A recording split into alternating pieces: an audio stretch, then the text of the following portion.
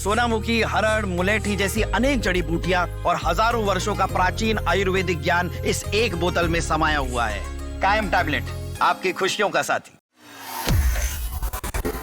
पाकिस्तान को सबक सिखाया जा रहा है और सबक सिखा रहा है तालिबान। जी हां, तालिबान की तरफ से साफ कह दिया गया है कि जो हमने कहा था हमने किया और अब पाकिस्तान की गर्दन तक हमारे हाथ पहुंच चुके हैं। अब से कुछ देर पहले प्रेस कॉन्फ्रेंस जो है वो बाकायदा तालिबान की तरफ से की गई, उसमें कहा गया इस्लामाबाद तक तालिबान के ड्रोन्स भी पहुंच गए हैं। इस बात की पुष्टि खुद पाकिस्तान ने की है कि वहां तक अटैक किया है तालिबान ने। अब सोचिए कि जिस तरह की गलती ही कह सकते हैं 22 फरवरी को पाकिस्तान ने स्ट्राइक कर अफगानिस्तान में की, उसके बाद से तालिबान बेहद गुस्से में था और इसका मुंहतोड़ जवाब देने की बात कर रहा था।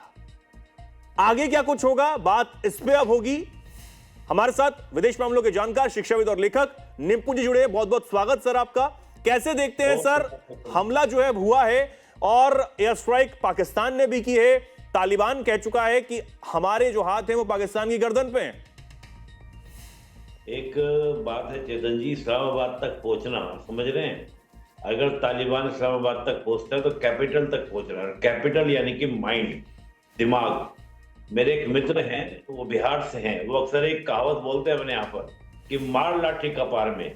तो आज तालिबान ने एकदम मारी है लाठी कहां पर, पाकिस्तान के सीधा दिमाग पे मारी है, माइंड पे मारी है। इसका इम्पैक्ट आप देखिएगा।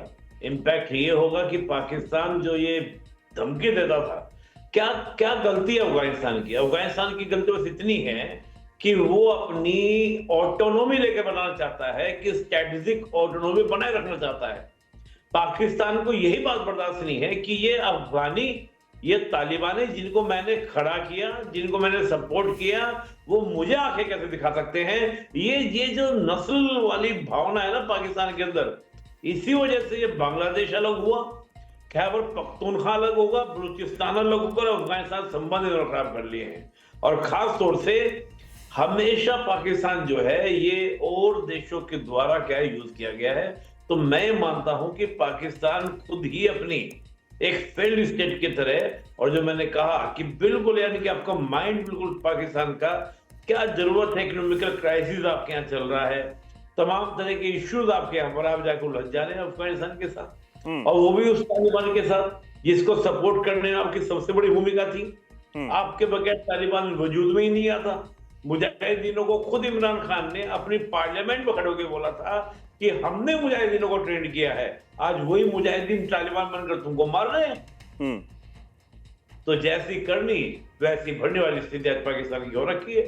उधर से ख्वाजा आसिफ भी कह रहे हैं कि अब ये खुली जंग का ऐलान है, अब हम बर्दाश्त नहीं करेंगे, सब्र का बांध टूट गया है, और तालिबान को भारत का पिछलग्गू बताया। सब्र का बांध कैसे टूट गया चेतन जी? आप एयर स्ट्राइक करोगे अफगानिस्तान के अंदर, बेचारे मासूम गरीब अफगानियों को मारोगे। अभी मैं उनके विदेश मंत्री को देख रहा था एक दिन, मैं उनका एक वीडियो वायरल हुआ, देखा, आपने भी देखा होगा। उनके जो विदेश मंत्री हैं, उनके पैर में जो स्लीपर थे वो फटे हुए थे। अब बताइए, इस ऐसी गरीबी के इन्वायरमेंट में रहने वाले देश को आप परेशान करोगे, जाके स्ट्राइक करोगे उनके ऊपर, तो बदले वो क्या करेगा? क्रिया की प्रतिक्रिया होगी, वो क्रिया की प्रतिक्रिया हो रही है पाकिस्तान को।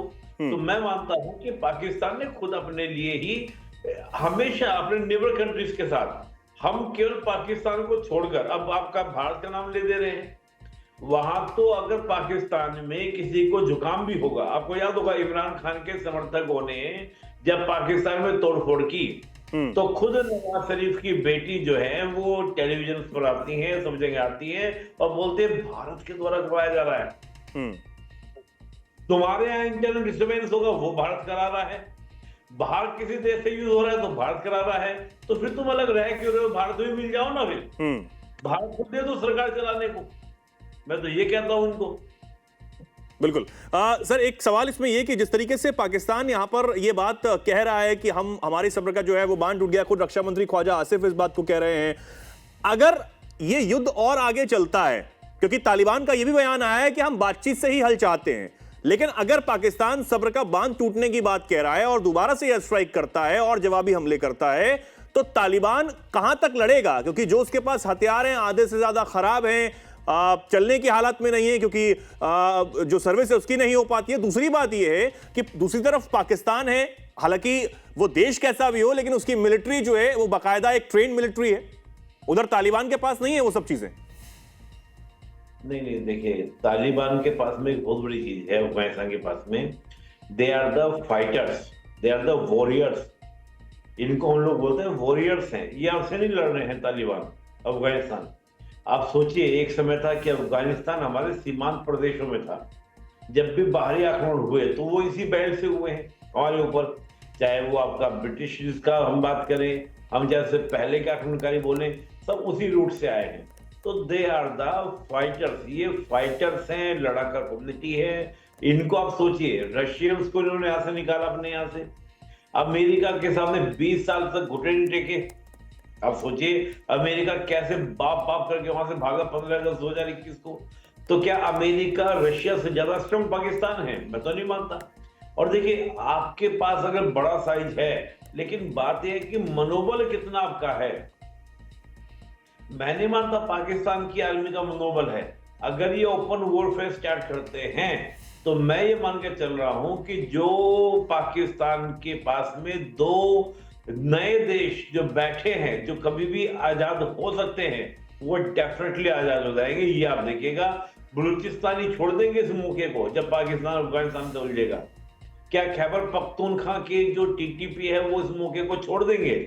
मुझे तो नहीं लगता है।